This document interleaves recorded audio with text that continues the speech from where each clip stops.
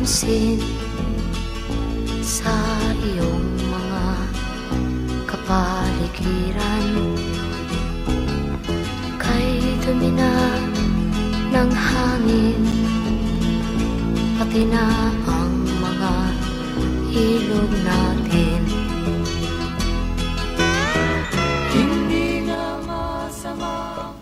Okay, maganda nga po sa inyo lahat. Siyempre, andito na naman po ang inyong lingkod, si Ed Rosales po sa Wow Action Balita. No? Maganda nga po Luzon, Visayas, Mindanao. Sa lahat po na nakikinig sa programang Wow Action Balita, maganda nga po sa inyong lahat. Ano?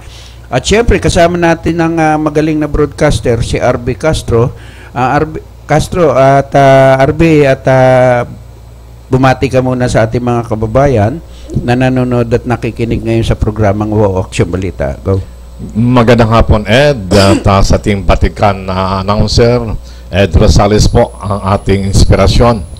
Kaya itong 2015, first time ko ulit makarating dahil naging busy tayo for the past few weeks. At any rate, Happy New Year sa lahat po ng mga tagapakinig at tagapanood na magandang programang Wow Action Balita ng ating kasamang si Ed Rosales. Okay, RB, saan ka ba nagawi lugar ngayon? Alam mo, Ed, sa nakaraang 2 weeks nanggaling ako ng Daet.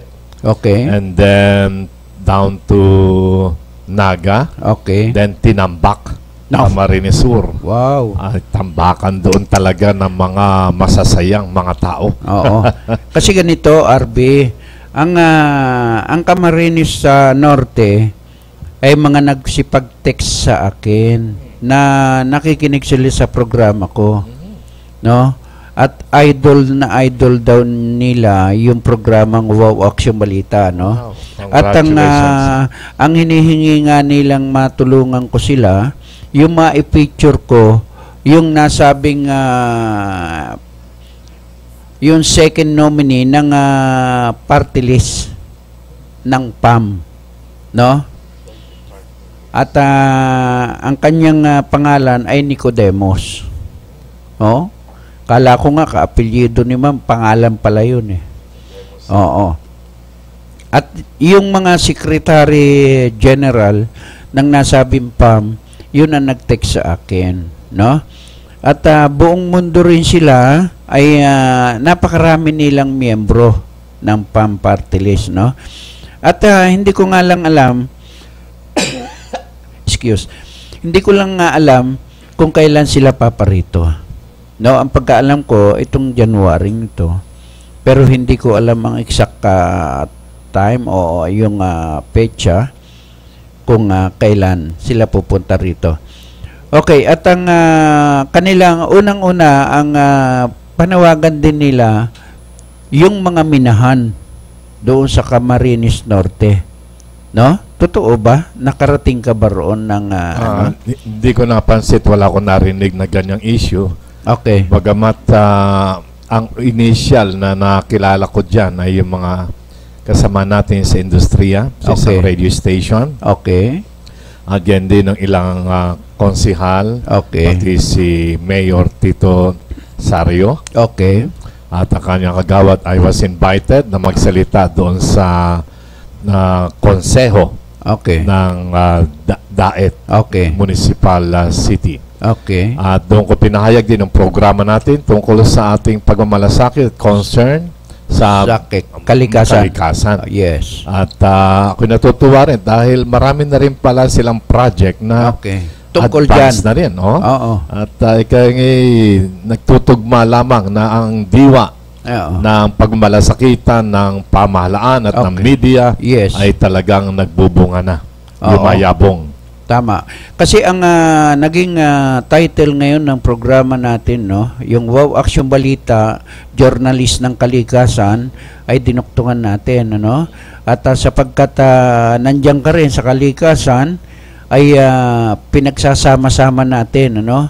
At yung mga habang wala ka na hindi ka pumapasyal dito at abala ka naman doon sa iyong ginagawa din sa iba't ibang lugar, ay ako naman bumubuo ng grupo dito, no, tungkol sa kalikasan. Kaya lahat ng mga reporter ko ngayon ay pinagiging aktibo ko na pumunta rito sa istasyon para na sa ganon, bawat isa sa kanila ay makapag-share ng tungkol sa kalikasan, ano? Napagandang updating yan, ha? Ika nga nakaka-encourage na lalo ko pang ipagpatuloy ang pagbibiyahe. Yes, oo.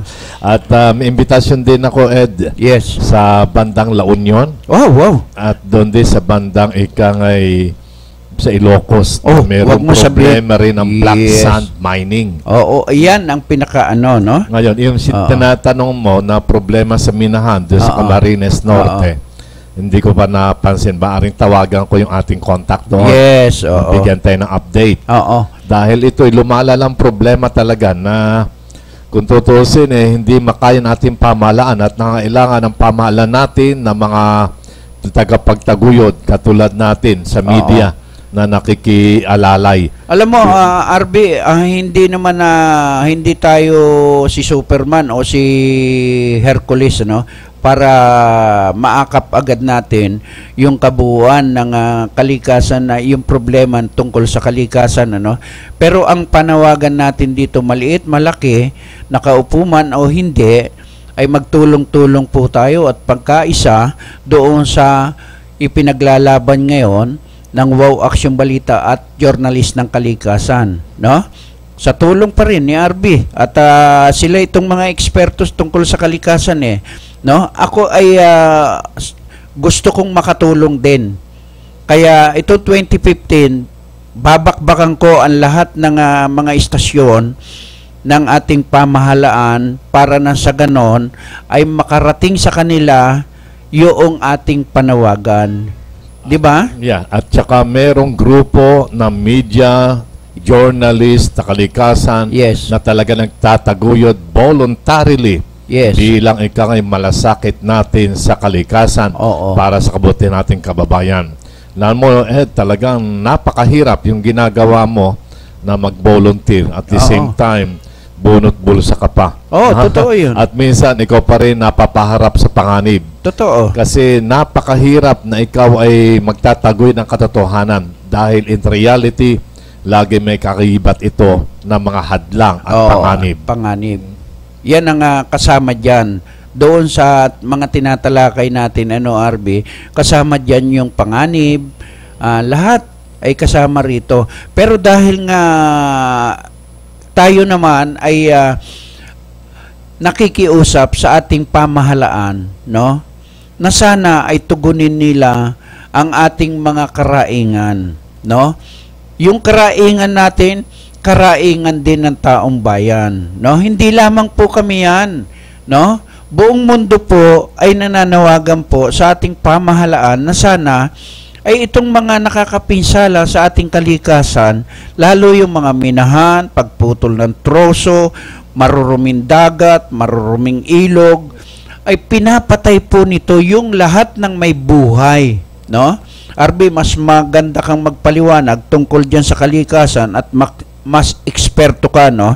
Ay sige nga RB, at ano ba yung talagang pwede mong maipaliwanag o ma-share sa ating programang Wow Action Balita, Journalist ng Kalikasan, RB? Go. Ang isa pong bagay na pinagmamalasakitan ng ating journalist for kalikasan, Yes. no? Alas panguna ni Ed at nakipagtulungan ni lingkod RV at yung iba nating mga reporter. Yes. Ay talaga po naman ito simula pa ng tayo elementary na turo na sa atin ating mga guro. Yes. Ha? Yung tinatawag na cycle ng nature, paano yung hangin natin ay nalilinis ng puno. At yun ang ating hinihinga. At yung dumi naman naaabsorb din ng mga puno ng mga dahon. Yes. Ha? Kaya yung puno, parang sinasabi natin, ay kaakibat yan ng buhay ng tao. Oo. Pag pinutol mo ang puno, mamamatay din ang tao. Yes. Ha? At ito dahil kung bakit lahat ng uri ng pollution ay dapat natin tugunan ng malawak na pagsisikap, magtanim, tree planting. Oo. At isa nga tumugon dito, yung ibang college, university, alam mo Ed, Oo. ang ginawa nilang OJT, magtanim ng puno. Okay. tree planting. At hindi pwede mag-graduate hanggat hindi nakapagtatanim ng puno. Yan. Yan ang pinakamaganda, no? At habang tayo naman ay nagkokomentaryo tungkol diyan sa kalikasan, ano, kagaya ng mga ilog, mga kumpanya na nagtatapon ng toxic diyan sa dagat o ilog, o yung mga patay na sapa na may pinamumugaran ng ating mga nabubuhay na mga isda ay namamatay na lahat, no? At kasi ang ilog, ay alam mo, daluyan din yan ng biyaya. Oo. From hangin, sa bundok, dadalo iyan. Yes. Ang tubig naman sa sapa, sa ilog, karagatan. Iyan ay magka-partner sa ating advocacy na pangalagaan ng kalikasan. Ika nga'y kung ang mga puno maraming benepisyo sa buhay ng tao, ganun din naman ang ilog o Yes. karagatan. Napakalaki rin pagduktong sa buhay at pamumuhay ng sangkatauhan. Oo. Kaya yung mountains and lakes, partner yan no? Oo, totoo yan. Hindi pwedeng ikaw magkahiwalay. Oo. At although sa ating mga limitasyon ay talagang practical lang na magkaroon ng division of labor, Oo. na may mga estudyante rin naman na may tree planting. At the same time, may isang grupo ng school naman ang kanila natupag. Halimbawa, Oo. yung tinatawag na kalinisan ng ilog. Oo. Kanya-kanya yan. Pero totally may gumaganda ang advocacy natin dahil nakikita natin na meron pala nakikinig Yes. at may mga sumusunod Oo. at nakikiisa sa ating advocacy. Oo, totoo yan. At kung hindi man tayo sinusuportahan ng pamahalaan, alam naman natin na may pundo yan. Oo. At may mga NGO na talagang Yes. nakakatanggap ng mga pundo. Oo. Ang ating pundo na lang, yung pagmamahal natin, malasakit. Yes, sa kalikasan. That's right. At kung tayo, tumatanda tayo, isalin man natin sa next generation. At maraming kabataan naman na nagigising na maaring sila magpatuloy na ating sinimulan, Ed. Correct ka dyan. At hindi man kasi ito walang katapusang paglaban natin tungkol dito sa kalikasan no? Sapagkat napakarumi na talaga ng hangin sa atin, ano? At sa buong mundo, no? Pinakamarumi ang hangin natin. Kaya nga lumaki na yung butas ng ozone layer natin, no, RB? At alin hindi na gumagalaw, no? At yan ay yung ozone layer natin, paano ngayon natin matatagpian yan, no, RB? Paano ang magagawa ng ating mga scientists? Sa tinatawag nating global concern, talagang hindi lang naman tayo, no? Mga Pilipino, abang may haambag lang natin, maliit lang tayong grupo, Ed. Oo. Pero itong ating pinapahayag dito sa magitan ng ating maliit na programa, pero ay ito'y paliwanag na rin. Dahil yung sakit ng kalingkingan, dama ng buong katawan. Yan. So kung tayo man sa Pilipinas nakaranas ng ganito mga global warming, yes, yung climate change, ay naniniwala tayo na meron din mga pamunuan ng iba't ibang bansa, NGOs, mga international organizations, yes, concerned din dito, tulong-tulong. Oo. Okay. So that may pag-asa pa.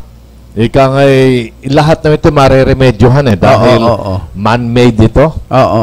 Yan lang tinatawag na environmental degradation, air pollution, water pollution, mga man-made yan. Dulot at konsekwensya ng mga masyadong pagiging gahaman. Yes, at kaya nga yung Greenpeace, di ba? Oo, sila itong sa buong mundo ay umiikot at nangangalaga ng kalikasan din natin, no? Kaya sabayan natin, RB, no?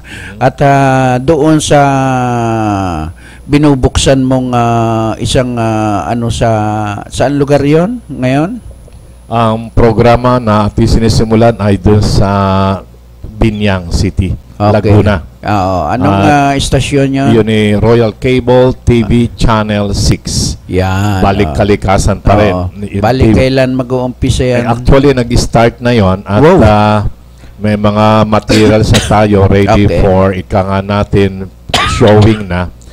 Tipong ganito rin ang format. At ang ating primary concern doon sa Laguna, in cooperation sa ating governor the province of Laguna, Honorable Ejercito? Ramil Ramil? Oo, yung Hernandez, yung Ramil. dating vice governor, Okay. ngayon acting na. Okay. Siya governor. Bali, si Ramil Fernandez? Hernandez. Ramil Hernandez. Siya Yan ba yun? dating vice governor noon. Oo. Na ngayon? Ay siya na ang governor. Okay. At yan yung tumulong sa iyo. Actually, ang station manager doon ay the PIO of Governor Ramil. Wow. Siya rin ang PIO na nakaraang term ni Governor Ningning Lazaro. Okay. Pinabalik siya. Oo. So, at the same time, siya pa rin ang director ng National Red Cross sa province of Laguna. Si Chris Hanji. Okay. Yan yung kasama rin natin at nagkasama kami doon sa panahon na nagsisimula pa lang siya sa Laguna. Okay. Kami ang nagbigay ng opportunity para siya ma-involve sa media. Ayan. Hindi, ibig sabihin, hindi talaga siya sa media dati.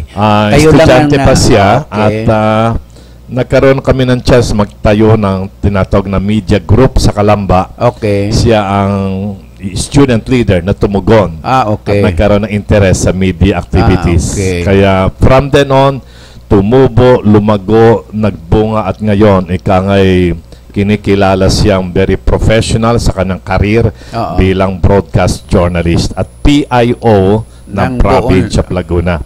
Buong Laguna yun, Yes. So that nagtayo rin kami doon sa pamumunan niya ng Southern Tagalog Broadcast Journalist Incorporated. Okay. Siya rin ang presidente. Wow. So, anuman ang mga issues, problems, hindi lang Laguna, covering Southern Tagalog. Southern Tagalog. Sa kanya lang ibabato and then magre-reach out na siya sa proper channel kung saan pwedeng magkaroon ng tinatawag na massive media coverage. Yan, Ang galing. So, yung ating, maski dalawa lang tayo dito, plus yung mga reporter ng ating programa. Yes.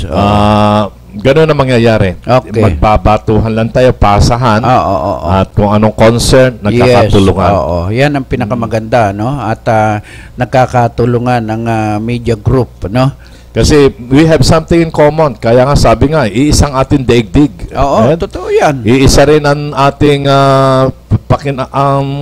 hangin na ating pinagsasalo-saluhan. Yes, Ganon din ang tubig at karagatan. Iisa yan no? Kaya dapat makita ng bawat isa yung tinatawag na symbiotic relationship ng bawat tao at ng tao mismo sa kalikasan, sa kanyang kapaligiran. Okay. At hindi ba natin pwedeng tawagan siya para ma-interview natin regarding kalikasan? Bibigay ko na kay Allen para makontak. Yes, okay. Okay. At para na sa ganon ay atin ding makapanayam ang nasabing magaling na PIO ng Laguna, no? At ito ay para doon ay makatugon doon sa ating adhikain na makatulong tungkol sa kalikasan, ano, RB? At lahat po ng layunin namin ngayon, 2015 ay makatulong sa kalikasan. Hindi lamang po dito sa mababa hanggang doon sa pinakamataas na level ng ating pamahalaan ay makarating po sa kanila. Anuman ang kanilang maitutulong ay dapat ay magawa sa bawat mga lungsod o lugar na ating gustong maiparating. Halimbawa ay dito sa lugar na to, ito ay napakarumi. Pupuntahan po ng grupo namin yan para nang sa ganon ay maipicture at makatulong po kami doon sa mga tiga roon kung saan po sila nakakasakop. Anumang bayan o anumang lugar yan, anumang barangay, ay pupuntahan po namin ni RB Castro yan. No? At pipicturean namin yan, tapos magko-courtesy call po kami. At kapag ito ay inaaksyonan po namin, ay sa lahat ng mga lugar, ayan po ang ano, no? At yan ang ano natin, ano? At para na sa ganon ay maka ano tayo ng ating pangangailangan, no? At diyan ay kung makikita mo lamang, sana ang lahat ng aming lalapitan ay makiisa sa amin ni RB Castro tungkol sa kalikasan. At mayor man yan, governor man yan, barangay captain man yan, chief of police man yan, o konsihal man yan, dapat ay dapat makiisa, no? Sapagkat ang layunin po ng programang ito ay makatulong ng malaki, no? Sa aming mga media at mga broadcaster kagaya ni RB Castro ay talagang napakalawak ng mararating po ng aming mga panawagan. Hindi lamang po dito sa Pilipinas, sa buong mundo po, no, ang aming panawagan. Doon sa mga OFW, no, na gustong makiisa dito sa aming panawagan, ano, pwede po kayong mag-email sa amin o tumawag sa aming mga hotline dito sa 788-3607 o kaya sa aking cellphone number 0908-31-2637 at saka yung aking Globe 0906-112-7237. Yan po yung mga hotline number po natin dito sa ating cellphone, ano? Para na sa ganon ay makatulong po kayo, no? Makiisa, no? At ang gagawin po namin dito ni RB Castro, lahat po ng mananawagan at lahat po ng tatawag sa amin ay magpapapirma po kami laban dyan sa kalikasan na yan. At para masuportahan po ng dokumento namin at inyong pirma yung aming isasagawang mga pagbibigay, no, impormasyon sa ating mga kababayan tungkol diyan sa kalikasan, lalo yung mga minahan, pagputol ng troso, pagtatapon ng marurumi, no, yung mga langis, no, kung saan-saan lang itinatapon, maging ang ospital, no, ay dapat makiisa sapagkat maraming mga ospital, kung titingnan po ninyo, akala nyo po ay ang ospital ay wala na pong dumi, no? Napakarumi po ng ibang mga ospital. No, hindi ko sinasabi lahat ng ospital, pero kung tingnan mo, yung kanilang mga pinagtatapunan ng basura, no? Napakarumi. Hindi po yan yung tinatawag na dapat ay nakasealed. Para na sa ganon ay hindi po yan makasingaw. Kung saan lang dapat itama at itapon, doon po natin itapon yan. Di ba, RB? Yes. Yung mga technical na yan and practical naman actually ay tinuturo na rin yan sa mga eskwelahan. Okay. At nagagalak tayo dahil minsan umikot din ako sa mga school at tinignan ko yung level ng kanilang awareness. At talaga naman may malaking improvement. Okay. Well, kung tutusin, Ed, alam mo, dito tayo nagsimula sa Ermita. Yes. Kaya nga sinasabi ko, pag ako nag-introduce sa Laguna, tatanong, taga saan ka? Ikako, dati akong ermitanyo. Ay, bakit ermitanyo? Dati akong taga-ermita. Pag galing ka sa Ilocos, di Ilocano. Galing ka sa Bicol, Bicolano. Galing ako Ermita, Manila, kaya ermitanyo ako. Yeah, dahil napapansin nila, balbas. Ay, bagay nga sa inyo. Dati palang ermitanyo, pero mahaba pa rin ang balbas. Ay, kasi nga, lumipat ako ng Laguna. So, lumago ang aking balbas. Yan. Ermitanyo sa Laguna. At naging malaguna ang balbas ko dahil nasa alam mo, Laguna. Sa Laguna. Pero isa ring realidad ito na ikangay marami ng bata ngayon na aware na. At dinagdagan natin isang concern ko doon. Dahil related yung ating environmental concern sa karapatan ng batang Pilipino. Okay. So meaning to say, ang kalusugan ng bata ay depende rin sa kalagayan ng ating kapaligiran, ng hangin, ang tubig, sa ating lupa, lahat na, no? At ito'y ating na-enhance do sa 10 pointers ng rights of the child. Okay. Related yung health. At apektado ang health natin ng environmental degradation. Okay. Kaya nga may second component hindi lamang basta yung value ng kalinisan, kung hindi ito'y meron ding positive na contribution sa health ng bawat isang bata. At alam mo naman ngayon, pag marami ng toxic, nagkakasakit ang mga bata, especially yung mga uso ngayon sa mga daraanan ng mga jeepney, mga sakyam, yung tinatawag na asthma, yung hinihika.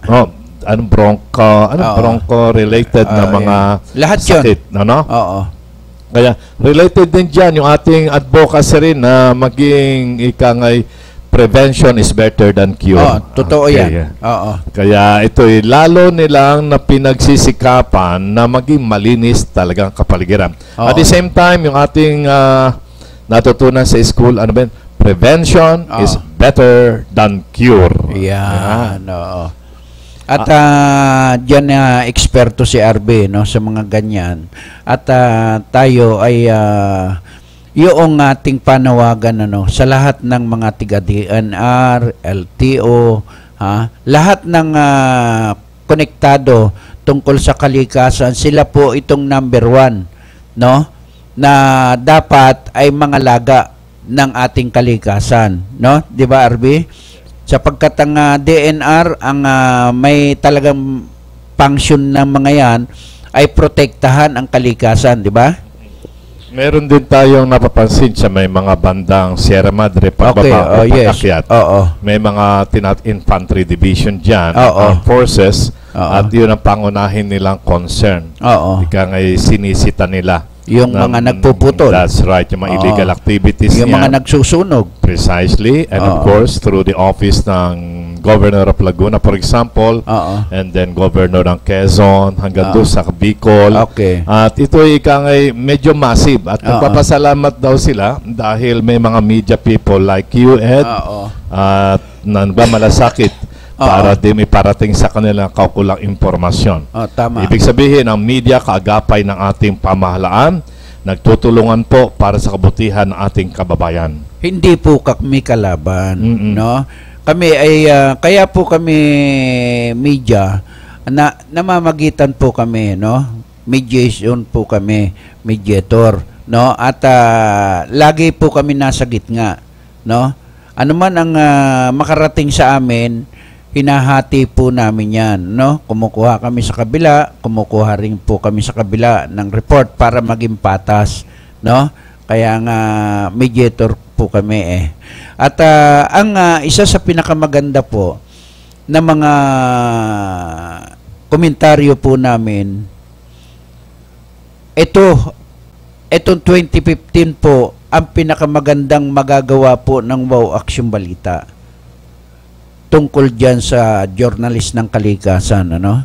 Ay mapagduktong-duktong sana natin, maliliit, may aral, walang aral, mga nakapwesto sa ating gobyerno, yan po yung panawagan natin.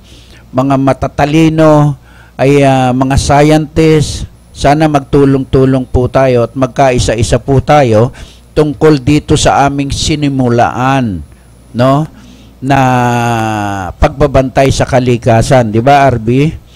At yan po yung ating ninanais. Hindi po ito sa aming pansarili lamang, no? Para sa buong mundo po itong ginagawa namin ni RB at ng aking mga reporter na mga kasamahan at yung mga reporter din na mga broadcaster na lumalaban din tungkol sa kalikasan.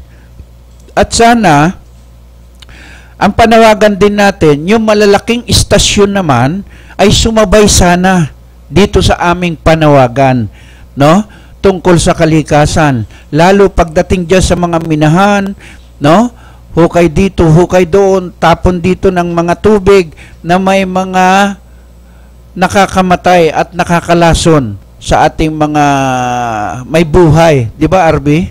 Yung recent typhoon na nag-struck doon sa Compostela Valley na naman, Oo. ay palaging biktima yung Yes. Compostela Valley area. Oo, Natural. oo. Pag kaunting ulan, Yes. magkakaroon ng erosion, Landslide. landslide, at matatambakan yung mga nakatira sa gilid ng bundok. Oo. At ilan na naman ang nasawi na nakaraang Urubi. Oo. Okay? Pero ilang beses na tuwing nagbabagyo dyan, laging Compostela Valley ang number 1 target ng Oo. typhoon. Yes. At yan ang una nasisira. Bakit? Dahil po ang Compostela Valley, yan sa tukpok na, para Oo. bang butas-butas na yan ng Oo. mga minahan. Yes, at sobra na kasi ang pagkasira ng lugar na yan. At kailangan na talagang hanggat maaari ay yung magtanim gaya ng sinasabi mo, no, RB, para na sa ganon, lahat ng mga umaagos na yan, nang dumadaloy sa bundok na yan, kagaya ng mga pinakikita natin sa ating programa, yan, yung batis na yan ay napakalinis, no, RB? At kung yung mga puno na yan ay mawawala, wala nang sasalo doon sa mga tubig na dapat ay umagos, no? At wala nang pipigil doon sa pagbaba nila, no, ng yes. tubig na yan. At kaya bumabaha dito sa buong Metro Manila dahil din dyan, ano, RB?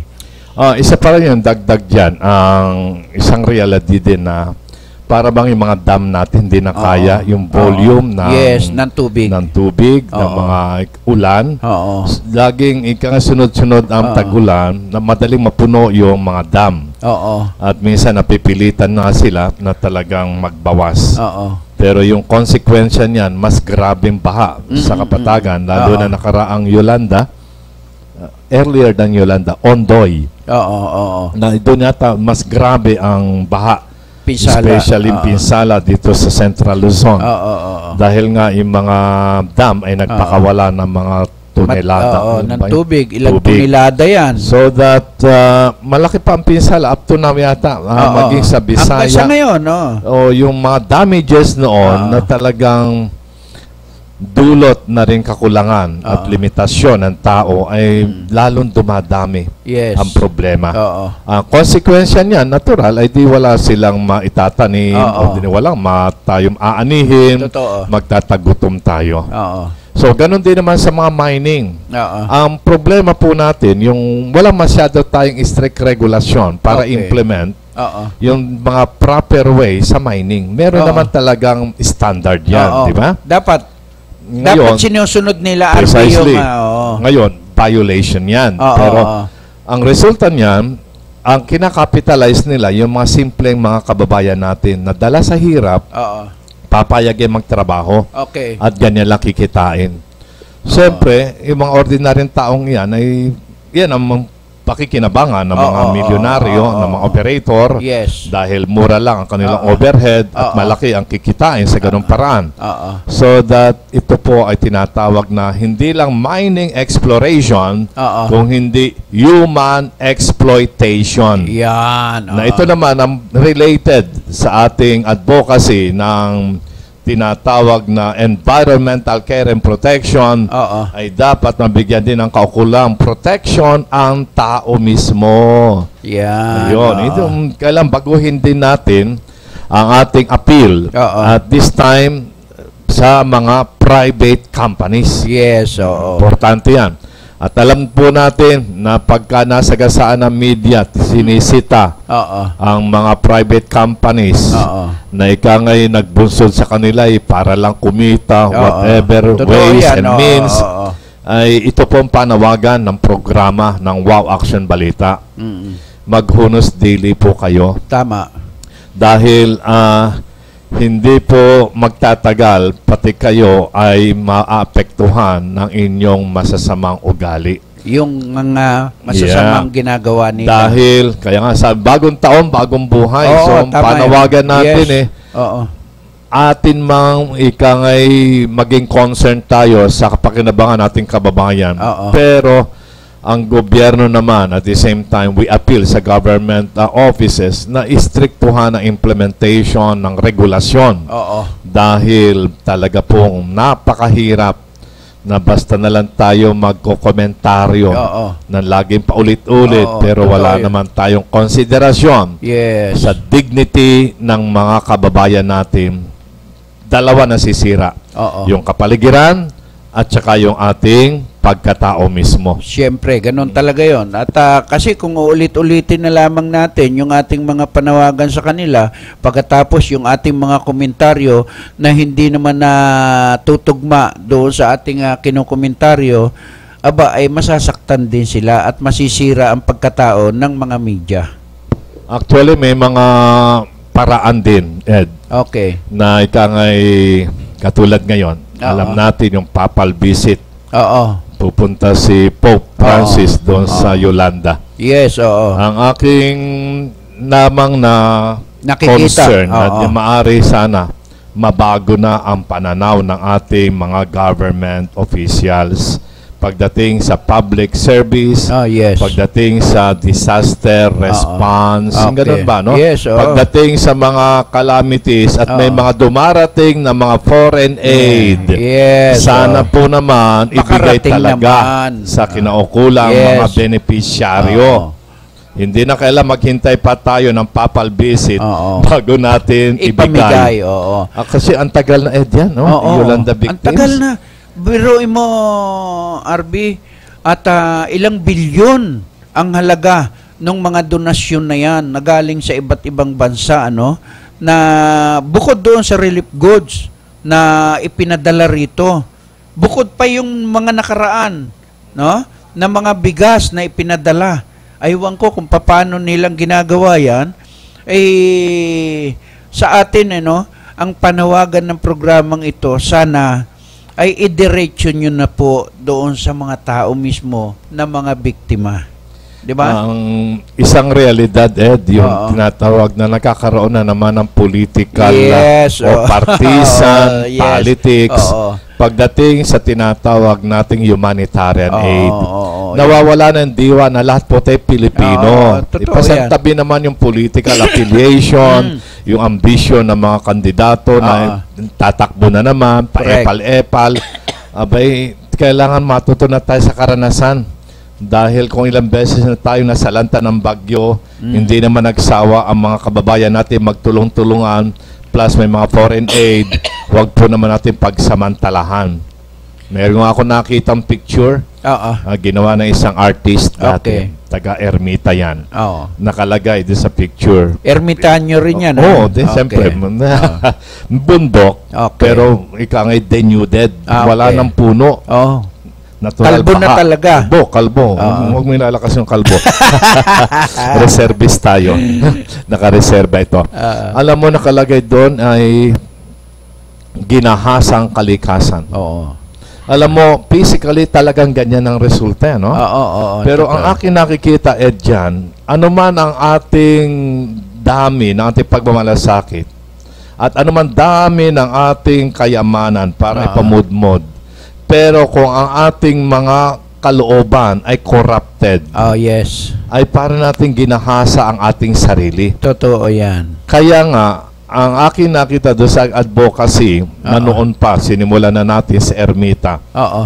yung tinatawag na piso para sa Pasig. Oo. Ilang milyon man iyan, pero kung talagang corrupted, yung Wala mga rin. namamahala, Oo. nawawala Oy, rin. kita mo, 'di ba, yung sinasabi nga natin na yung sabi mo nga ay yung mga donasyon, piso, no, para sa Ilog Pasig.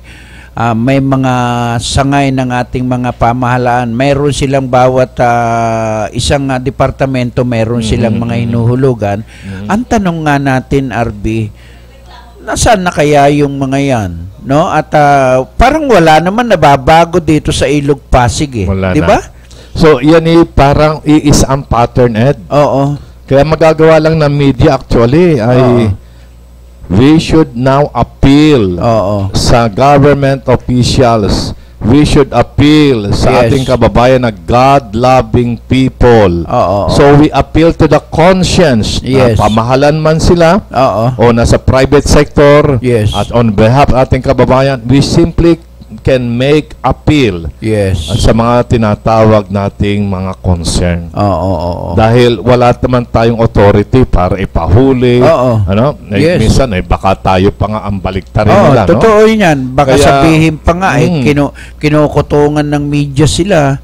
Tapos, dahil nga ibinubulgar natin yung mga ano nila, Nako, ganyan ang nangyayari doon sa ibang mga media natin, di ba? Yan. Oo. Alam natin yan. Oo. At kaya nga naman, isang paraan din na nakita kong possible na magagawa ng media. Oo.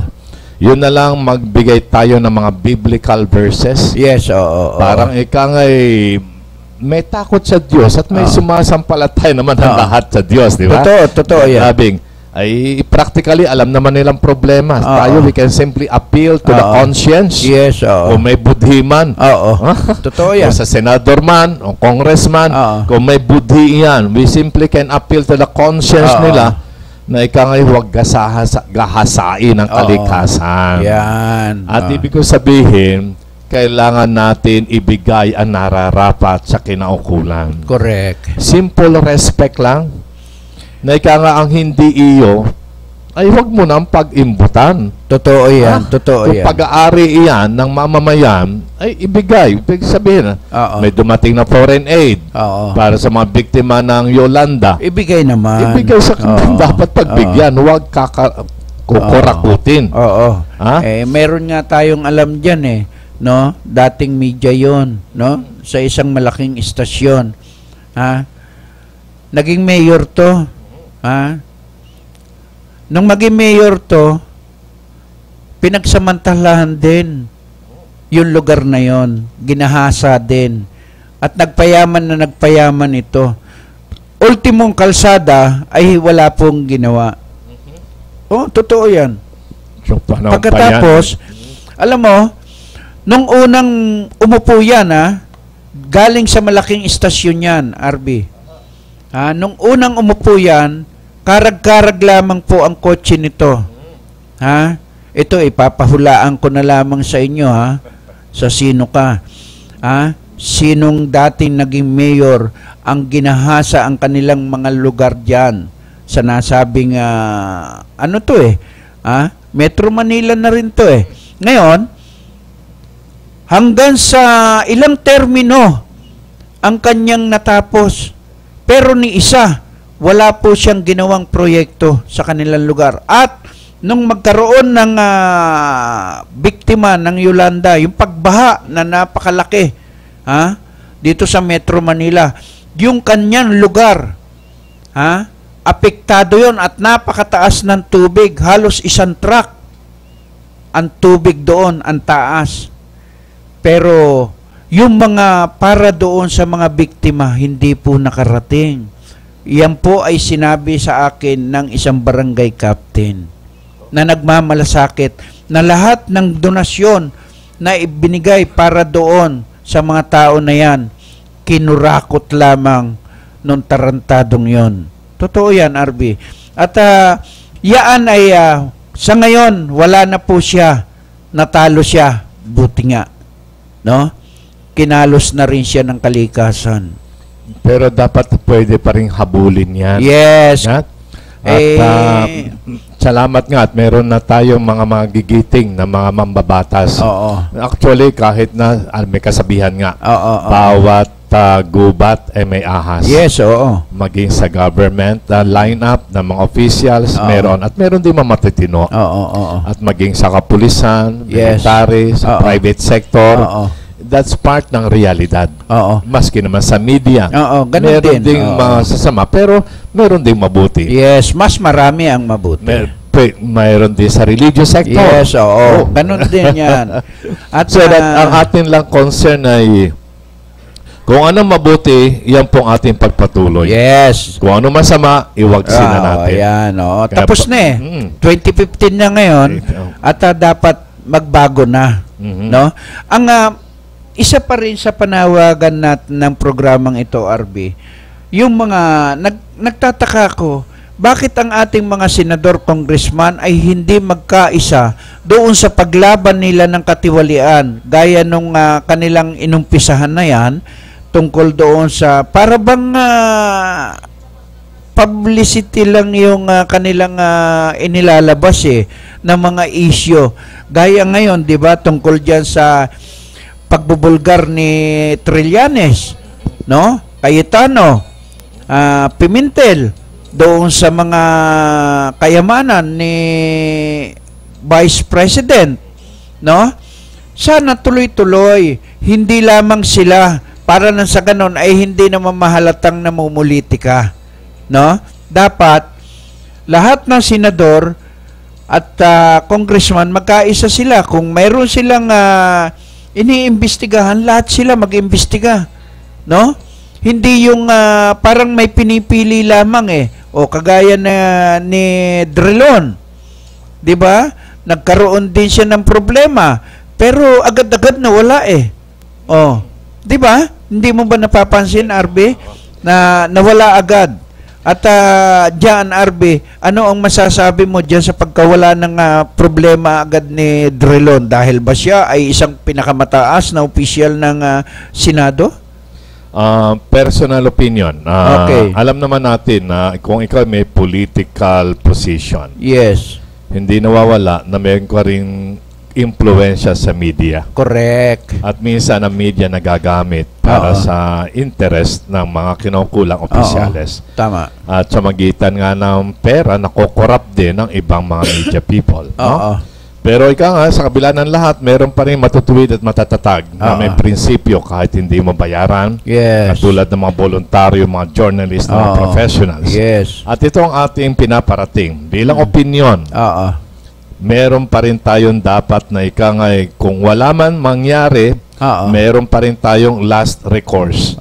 Meron pa rin yan. Yes. At ako'y naniniwala na may konsyensya naman ang mga taong kinaukulan. Correct. Kaya ang ating appeal ay sa konsyensya mismo. Walang pikunan. Ito po ang ating gagamitin ngayon ay yung salita ng Diyos. Totoo yan. Ang gagamitin natin, ano bang inspirasyon na mga early Christians na naging tinatawag nating saints. Okay. Alam mo yung saints sa aking natutunan? Yan palang practical Christian. Okay. Yung pagiging paniniwala nila, talagang silang unang tumutupad bago nila ituro sa iba. Kailangan sila nakinig kay Jesus Christ. Dapat sila naka-experience kung paano tupdin yung aral. At the same time, after that, tsaka nila pwedeng i-preach. So, they teach themselves yung disiplina, yung moral norms ni Christ, bago nila sabihin sa iba, ganito pala ang pagsunod sa utos ng Diyos. Yan. So, ang ating kakampi na lang, Ed, ay yung mga inspirational words ng mga saints. At ako'y may nais i-share. Okay. Regardless kung ano man ang religious belief ng tao. Pero I'm sure pag ang katotohanan ay ikangay tumimo sa isipan o puso ng sino man tagapakinig at tagapanood ng action balita, talaga masabing, wow! Ito ay mula sa sulat ni Saint Ambrose of Milan. Okay. Alam, Milan, di ba? Italy. At doon sa Italy, nariyan ng Vatican. Yes. Ng Roman Pope. Okay? Nandiyan ang pinakamataas. Okay, pero ito'y sinulat niya ng taong 340 hanggang 397. So, ibig sabihin, ito yung life, buhay ni St. Ambrose noong 4th century. Okay. At during his time, meron na siyang sinulat tungkol sa daigdig. Yan. At ang topic nito, the earth and its goods belong to all. Yan. At ito sabi niya, the world has been created for everyone's use. But you few rich are trying to keep it for yourselves. For not merely the possession of the earth, but the very sky, the air, and the sea are claimed for the use of the rich few. Yes. The earth belongs to all, not just to the rich. Yan. Kita mo ito. 4th century ito. Saint Ambrose, si San Ambrosio. Sa San Tagalog. Ambrosio. Saint Ambrose of Milan. Yes. Ito'y marahil maganda itong maikot at maulit ni Pope Francis mula sa programa ng Wow Action Balita. Oo, totoo yan. Ito'y kasi kailangan din ang makaharap ng mga magigiting na maestrado, na mga government officials, ay yung mas mataas pa sa kanila. Oo, totoo yan. Kailangan nila yan. Oo. Para magkaroon din naman silang takot sa Diyos, no? Yung dahil iba, kung ang Pope magsalita, baka ma-impact yan. Oo. Kaysa tayo, baka tayo. Malaki ang impact niyan sa buong Pero, mundo. kahit maliit ang ating tinig, Ed, Oo. maliit na nararating ng programa natin, puro ang atin namang isi-share sa kanila, ay yung talagang katotohanan mula sa salita ng mga saints na nag-practice talaga, na experience, paano bang environmental care and protection. Ito'y para sa lahat, hindi lamang sa politician, hindi lang sa ilang mayayaman.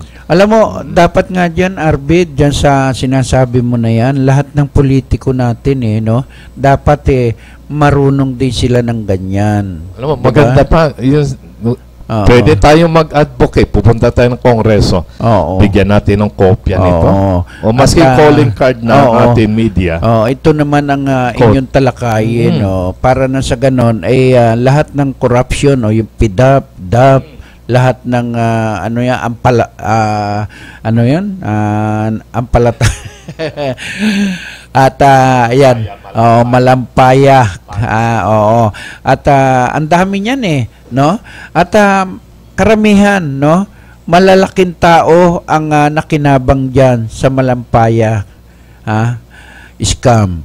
At kung bakit yan ay hindi natatalakay ngayon, pero binabanggit-banggit natin yan dito sa programa natin, baka sakaling magising, no? Baka sakaling mabingi sila at matanggal yung mga tutulin nila sa tainga, ay maging yung mga nasa loob ng Malacanang, no? Ang ating panawagan, buksan po ninyo yung malampaya case, nang sa ganon makita po ninyo kung sino-sino ang involved dyan, no? Hindi po kami magbabanggit ng mga pangalan para wala po kayong masabi sa amin, ano? Maging si RB, alam din yan kung sino-sino ang mga nasasangkot dyan. Pero hindi po kami magbibigkas ng mga pangalan para na rin sa mga taong involved dito, no? Kasi wala tayong hawak na ebidensya, kaya hindi tayo makapag ito ay haka-haka lamang natin at komentaryo lamang, di ba, RB? Oo, yan ang gusto nating maiparating. At sana lahat po yan tumimo sa inyong puso, no? At magamit po yung salita ng ating nasa itaas, ano?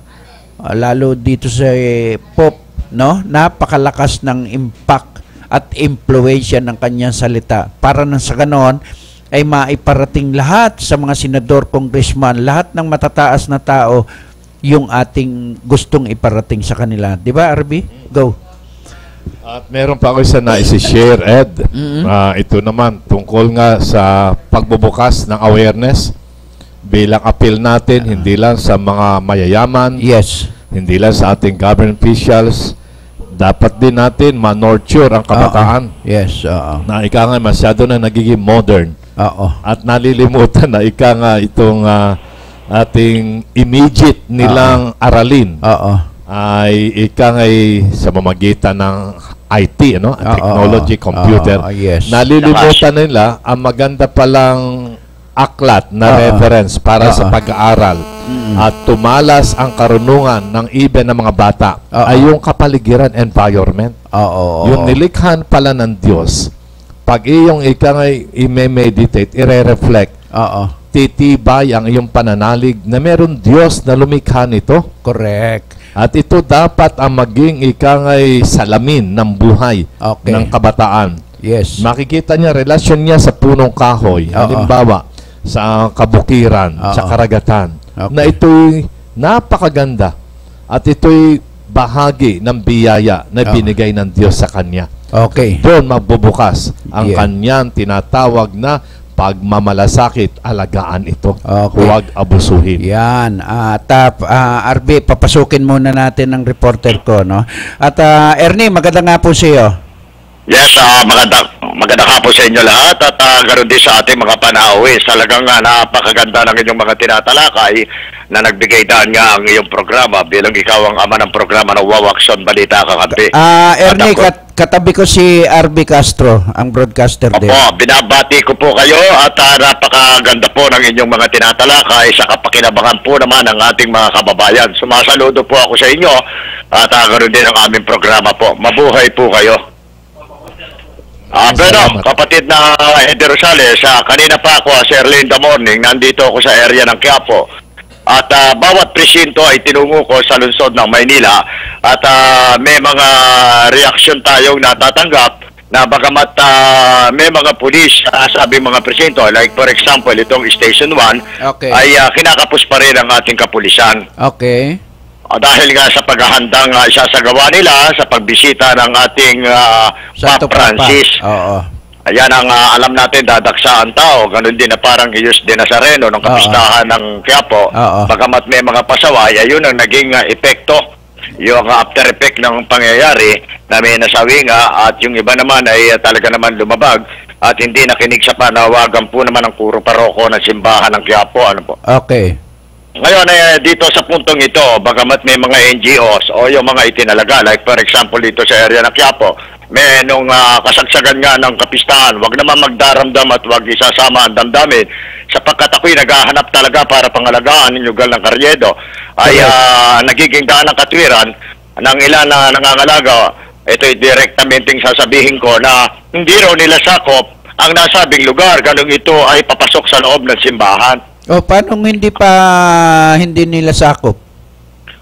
Kasi siguro nagiging alibay na lang dahil nga kasi sa sobrang dami ng tao. Pero kung ito talagang tightly na isi-secure, siguro hindi magkakaroon ng tulakan dito sa area nito sapagkat napakarami naman nila Correct. Ang mabigat pa rito, yung mga sumasalakay ng mga kalawang ng lipo ng mga magnanakaw, yung mga mandurukot na kung saan ay nahuhuli naman. Dagdag pa rito yung mga talagang may bisyo sa kanilang mga katawan, yung paggamit ng sabong ipinagbabawal. Kaya ako nagpapasalamat kapatid na Eddie Rosales kay Major Michael Garcia ng Station 3. Okay. Sapagkat kasagsagan ng nasabing Iyos de Nazareno ay may mga nahuli ang mga pasaway na gumagamit ng sabong ipinagbabawal. Okay. Maganda nga yan. Maganda yan. Kaya sa pamamagitan ng ating programa, tayo'y nananawagan, maging ang ilang mananampalataya bilang paggalang sa kanila sapagkat ito'y nakamulata ng ating mga tradisyon na dapat igalang. Ay sana naman kung nanonood sa mga samandaling ito, yung mga itinalagang lingkod bayan, ay pangalagaan ng todo sapagkat ang